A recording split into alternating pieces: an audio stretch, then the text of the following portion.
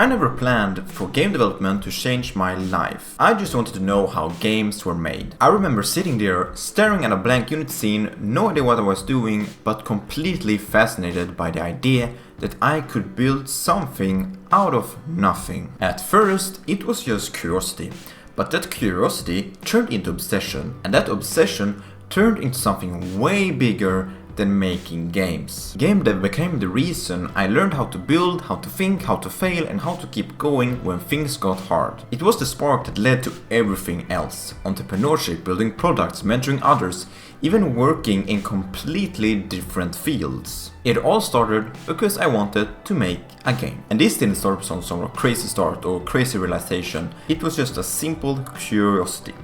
How are games made? I played tons of different games and I loved them. We're talking Hitman, Overwatch, Minecraft, Factorio, and in all of those different games with very different features, I wondered how are these built from the ground up? Like, how do I place blocks in Minecraft? How do I use my gun in Overwatch? And I mean, it couldn't be that hard to make a game. And this really got me excited.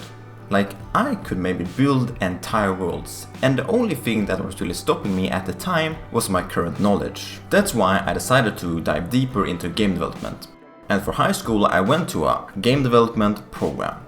And those 3 years is what shifted me from this is just fun to I actually want to publish something. Now, most of my knowledge was from my own side projects. School really gave me a start and made me interested in it, but it was my own side projects that took me to the next level. My first projects were of course very simple compared to my today's standards, like it would take an entire day to just add collectible coins. But those projects did show me how fun and motivating it was to actually build games, but also how hard it is and how much time it will take. I was ready to put that time in. The first big game I started working on was Automation Haven, which turned out to be a successful failure.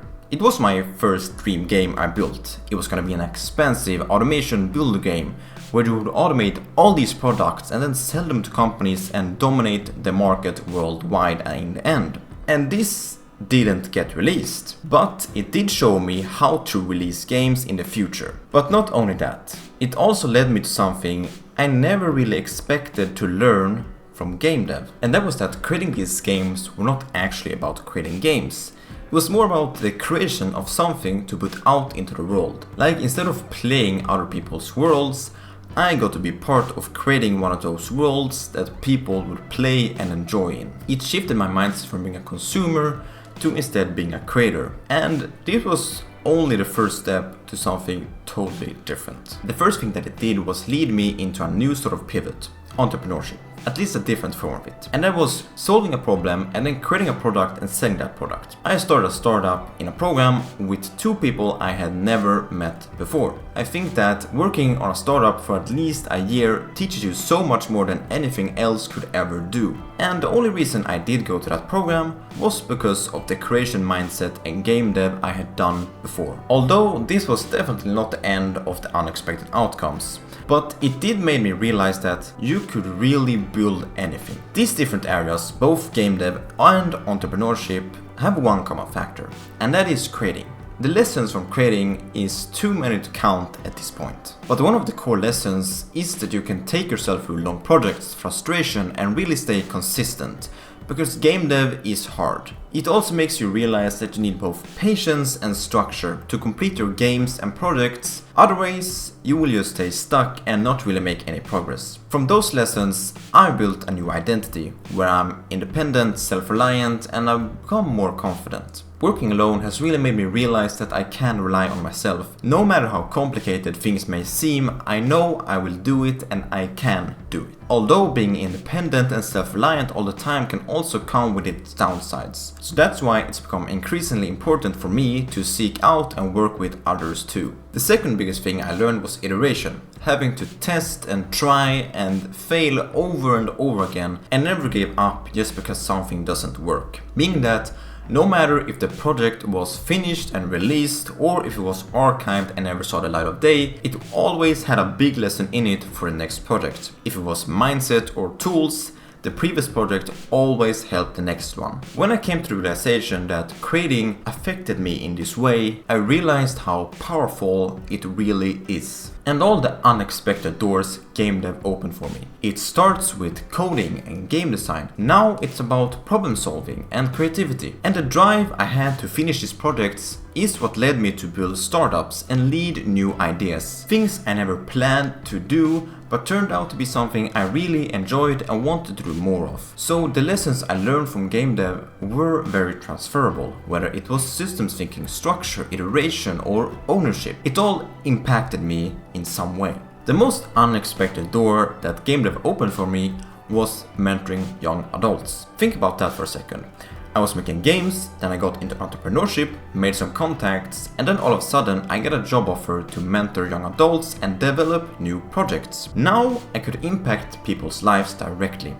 Even if it was not something I had in mind at the start, it is now actively teaching me things I've never thought about before. And beside this, I still want to create games. But mostly, I still want to create, and that can be expressed in different ways. But now, I'm a builder, both in the virtual world and in the real world. Looking back today, every step shaped me in some way.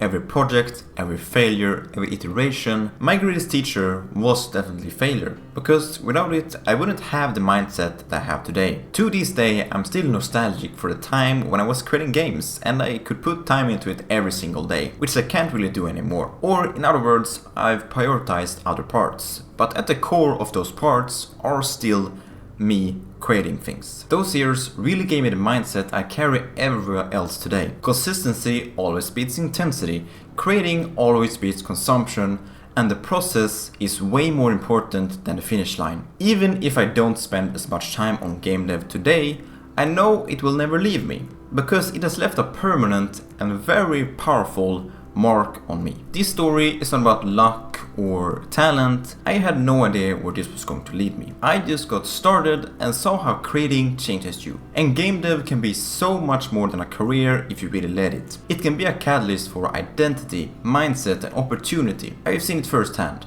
And I want to encourage you to embrace your journey, because it's almost always some sort of doorway that leads to so many more unexpected doors. It's never a dead end. Now, for me, I'm still on this path. I'm exploring different kinds of opportunities, and I'm going to stay and find out where it might lead me. Wherever I go, I will always take game dev with me.